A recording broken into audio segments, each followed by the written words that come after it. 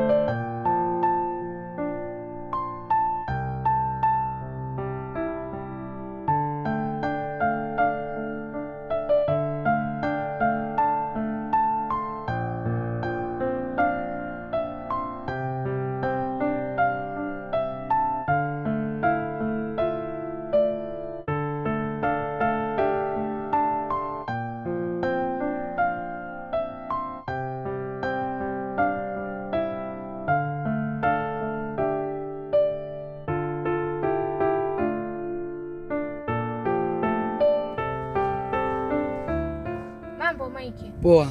Samahani, nilikuwa namuulizia Franco. Tumefunga kazi ni kama choko stage. Okay, sawa, tutakutana. Sawa.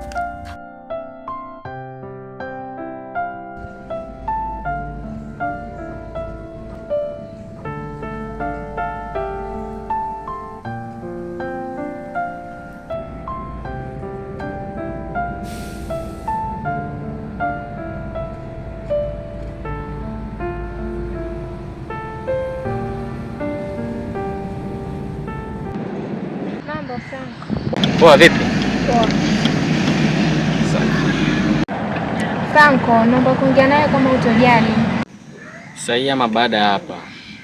Sasa kama uko free tuweza ongea? Ya, mimi niko free sasa tuweza ongea. Frank. Mimi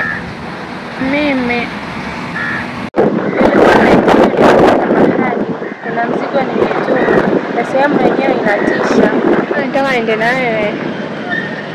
Kwa hiyo unaweza kwenda na mimi ndio zaidi. Ndio, mimi nakuamini. Okay, ni sawa kama unaniamini. Ila ngoja nikabadili nguo alafu tuje kwenye zetu. Mimi naona hizo nguo ziko sawa. Sehemu yetu tunaenda sio mbali, usijali. Hiyo Wahisi hizi nguo ziko sawa kweli? Frank, kama nilivyotangulia kukuambia kwa na kuamini, basi na wewe niamini kwa uko sawa. Ya, mimi mpaka kufikia hapo sina usemi tena. Twende.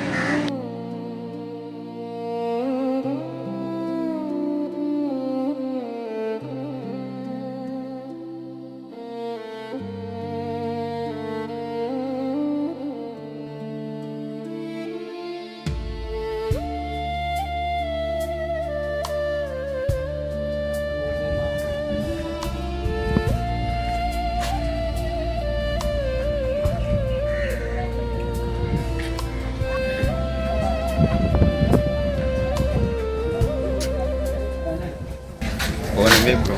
Safi. Chonjo. Safi, vipi Malay? Poa tu bro. Kumbe uishi mtaa huu? Ndio, mimi naishi huku. Na hapa na nyumbani sio mbali sana. Mimi niko Raga. Na msaka Franco sijui kama anaishi mtaa huu. Maana direction niliyopewa sidhani kama nimepotea. Nyumbani wa kina Franco sio mbali na hapa. Ila kwa sasa sidhani kama yuko nyumbani. Kwa hiyo amaanisha atakuwa ashaelekea wapi? Siwezi jua cause toka ile siku tupewe half time. Sijamuona. Maybe yuko mcheki kwao. Nikuulizeje, Franco anaishi na nani? Kwa kweli Franco yaishi na mama yake. Mimi naona sitofika pale kwao, ila nakuachia ujumbe, akija utamfikishia. Sawa, haina shida. Sawa, haina shida. Sawa, tutachekiana basi.